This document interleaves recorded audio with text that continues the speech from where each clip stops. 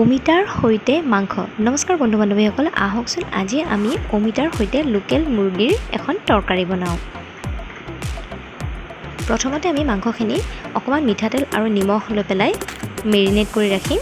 মাংসৰ বাবে প্ৰয়োজনীয় সামগ্ৰীখিনি হ'ল অমিতা, পিঁয়াজ, নহৰু, আদা, জলকীয়া, বিলাহী, তেজপাত, শুকান জলকীয়া, লং, ইলাচি, দালচেনি, আলু, ধনিয়া পাত, হালধি, জিৰাৰ গুড়ি, ধনিয়াৰ গুড়ি, কাশ্মীৰী ৰেড চিলি পাউডাৰটো লৈছোঁ, গোটা জিৰা আছে, জালুক আছে আৰু আমি লৈছোঁ সৰিয়হৰ তেল, নিমখ লৈছোঁ আৰু চেনিটো আমাৰ অপশ্যনেল।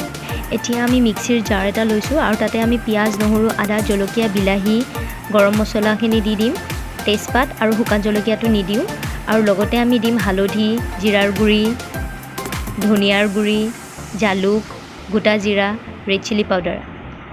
এই সমগ্ৰ উপকৰণখিনি লৈ আমি মিক্সিত একেলগতে পেষ্ট কৰি মছলাটো বনাই ল'ম। চেনিটো অপশ্যনেল, আপুনি দিবও পাৰে নিদিবও পাৰে।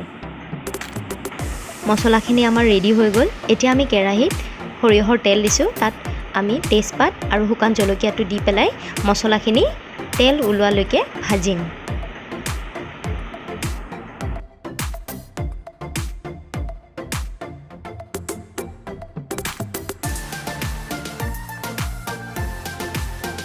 এয়া দেখিছে মছলাখিনি লাহে লাহে তেল এৰিব ধৰিছে।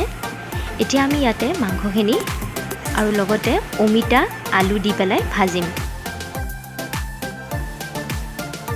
কেৰাহীত থকা সম্পূৰ্ণ সামগ্ৰীখিনি আমি খুব ভালকৈ মিক্স কৰি ল'ম। সোৱাদ অনুযায়ী আমি নিমখ দিম। নিমখখিনি দিওঁতে আপুনি সাৱধান হ'ব, কাৰণ মেৰিনেট কৰা সময়তো আমি ইয়াত নিমখ দিছিলোঁ। এতিয়া আমি ঢাকনি লগাই 15 মিনিটমান সময় আমি ভাজিম। 15 মিনিট ৰান্ধাৰ পিছত আমি মাংসখিনি কুকাৰত দি পেলাই 5-6টামান হুইচেল মাৰি ল'ম। লোকেল মাংস সিজোতে অকণমান সময় লাগে, কুকাৰত খুব সুন্দৰকৈ সিজি যাব। সামান্য পানী দি লৈছোঁ।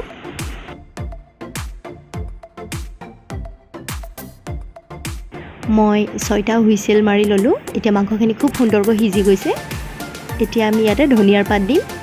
আমাৰ মাংস ৰেডি। আপোনালোকেও ঘৰত বনাওক আৰু গৰমে গৰমে পৰিৱেশন কৰক। Don't forget to subscribe. Namaskar.